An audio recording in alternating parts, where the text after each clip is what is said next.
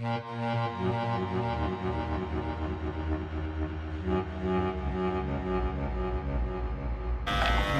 So, if you see, I just set a line with the half going all the way around the haircut. I just start off with this, so then I know where I'm fading it down until. You just want to set the line of it up here, so you can see where the hair is going to drop and tilt, and then that's where you want to fade it down into the half just there. So you're dropping just that inch in there. Fade it in, make it look nice and sharp. And as you're doing this, you just want to follow the pattern of the hair. So if you can see which way the hair is growing, make sure you're cutting alongside that. You don't want to leave any bits sticking out. But you can go over it with your comb afterwards just to finish it off. Make sure you got it nice and sharp, especially up the top when you're blending it into the top of the hair. It's important to remember that bit. Flick it up 1.5. Then you just flick it back to 1. Finish off the fade. Before you get your comb out to blend it in properly.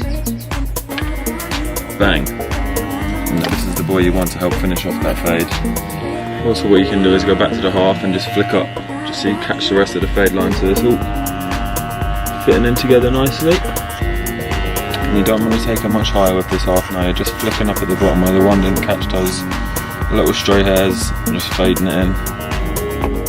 So, if you can see areas just like here, where the hair's just a bit darker, you're just going to hit into that with the half.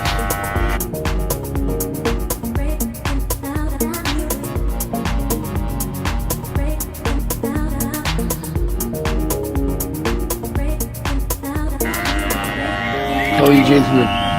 And then just taking it down to 0, the haircut is a half, so you take it down to 0 and just flicking just above the ear here, where you generally tend to leave a little bit of thicker hair, just because the clippers can't get to that bit. And you just flick in with the corner of it, so you're not making any big adjustments, you're just sharpening it up. You take this bad boy, and you go up here, and anywhere you can see where there's like a jump in the hair, and you just flick through it, and get it look extra sharp.